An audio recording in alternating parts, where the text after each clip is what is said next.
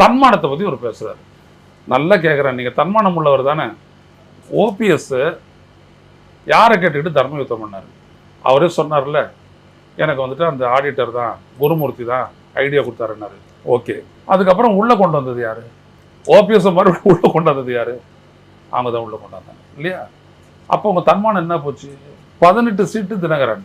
18 சீட்டு தினகரனோட தொடர்புடைய உங்களை நான் வச்சுக்கவே மாட்டேன், கூட்டணியில் உங்களோட பேசவே மாட்டேன் சொன்னீங்களா? நீங்கள் சொல்லலை, முடிச்சு போச்சா?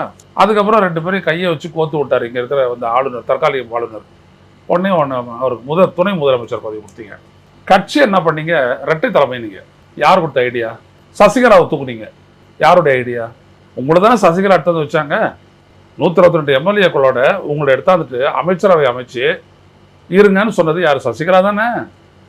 ஏன் அவங்களை தூக்கி வெளில போட்டீங்க சொல்லுங்கள். அப்புறம் இப்படி எல்லாத்தையும் செஞ்சுவிட்டு தன்மானம் உள்ளவன் அப்படின்னு நீங்கள் சொல்கிறீங்களே, நீங்கள் வந்துட்டு அப்போ பிஜேபிக்கு வந்துட்டு அடிமைப்பட்டு அவங்க சொல்கிற எல்லாத்தையும் கேட்டுக்கிட்டு இருந்தீங்களே, கேட்டால் கூட்டணி தர்மம்னு உங்கள் ஆட்கள்லாம் சொன்னாங்க. அப்போ எங்கே போச்சு உங்களுடைய தன்மானம்? ஆக எடப்பாடி சொல்கிறது என்னென்னா, இந்த மக்களை வந்துட்டு அவரின் ஒரு விஜய் மாதிரி நம்ம சொன்னால் மேடையிலேருந்து சொன்னால் ஒத்துக்குவாங்க அப்படின்றது இருக்கு இல்லையா? அது ஒரு சைக்காலஜி பலருக்கும் இன்னும் அப்படியே தான் இருப்பாங்க. 1960 சொன்ன மாதிரி, 67 சொன்ன மாதிரி அவங்க சொன்னதெல்லாம் ஏற்றுட்டு தான் இந்த மக்கள் ஓட்டு போட்டாங்க. அதனால் மைக்கை போட்டுக்கிறது, லைட்டை போட்டுக்கிறது, பின்னாடி ஒரு பேக்ரவுண்டை உருவாக்குறது, சகட்டு பிடிக்கி இவங்க பேசுறது, மக்களை தான் இன்றைக்கி சிந்திக்கிறாங்க. ஏன்னா இது சோஷியல் மீடியா காலம். டிவியில் நீங்கள் சொன்னது மட்டும் தான் சொல்லுவாங்க, டிவியில் நீங்கள் கலப்பி விடுறதை மட்டும் தான் வாதிப்பாங்க.